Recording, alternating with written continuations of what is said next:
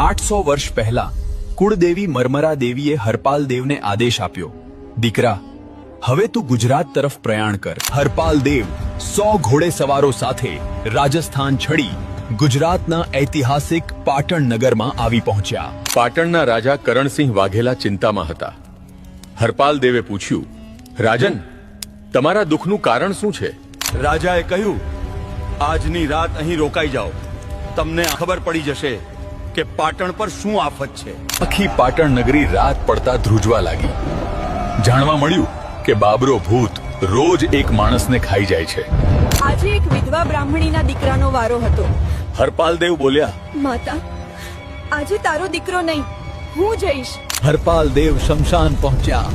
બાબરો ભૂત અટ્ટહાસ્ય કરી બોલ્યો, લાવ મારા બાકડા, આજે હું તને જ ખાઈશ. હરપાલ દેવે તલવાર કાઢી પડકાર ફેંક્યો. શૂરવીર રાજપૂત અને ભયાનક ભૂત વચ્ચે ઘમસાણ યુદ્ધ શરૂ થયું. યુદ્ધની વચ્ચે મરમરા દેવીએ હાથ ફેલાવી કહ્યું, હરપાલ દેવ, મને ભૂખ લાગી છે. હરપાલ દેવે ખચકાયા વગર પોતાની તલવારથી પોતાના જ શરીરના અંગો કાપી દેવીના હાથમાં ધરવા માંડ્યા.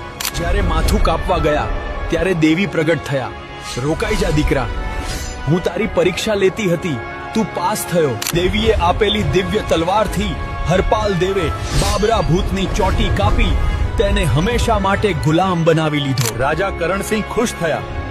એક રાતમાં જેટલા ગામના તોરણ બાંધશો એ જે બધા ગામ તમારા. હરપાલ દેવ બાબરા ભૂતની મદદથી હરપાલ દેવે એક જ રાતમાં 2300 ગામો પર તોરણ બાંધી પોતાનું શાસન સ્થાપ્યું. મરમરા દેવીના અંશ એવા શક્તિબા સાથે હરપાલ દેવના લગ્ન થયા, જેમનાથી ઝાલા વંશનો પાયો નખાયો. એકવાર પાટડીમાં મંગળા નામનો હાથી ગાંડો થયો અને હરપાલ દેવના ત્રણેય દીકરાઓ તરફ દોડ્યો. શક્તિમાએ ઝરૂખેથી લાંબો હાથ કરી ત્રણેય કુંવરોને હથેળીમાં ઝીલી લીધા. ત્યારથી તેઓ ઝાલા કહેવાયા. શક્તિમાએ કહ્યું હતું, જ્યારે મારું રહસ્ય જાહેર થશે ત્યારે હું વિદાય લઈશ. આજે એ સમય આવી ગયો હતો.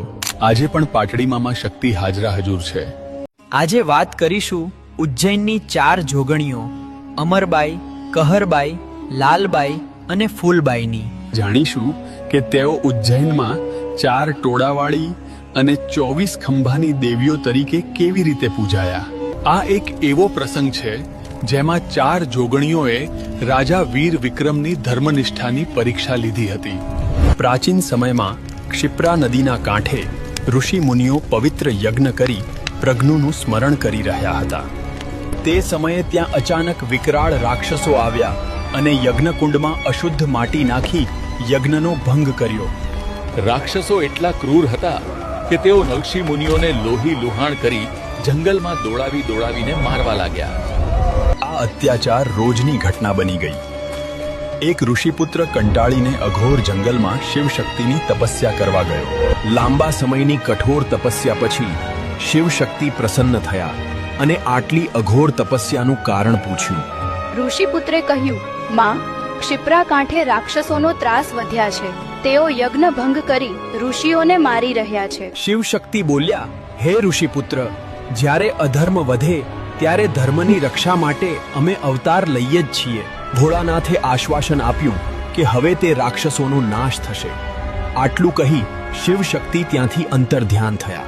બીજા દિવસે જ્યારે રાક્ષસો ફરી અત્યાચાર કરવા આવ્યા ત્યારે શિવશક્તિએ ક્રોધમાં આવી 4 બાઈઓને પ્રગટ કરી, જેના નામ અમરબાઈ, કહરબાઈ, લાલબાઈ અને ફૂલબાઈ રાખવામાં આવ્યા. ભોળાનાથે તેમને 4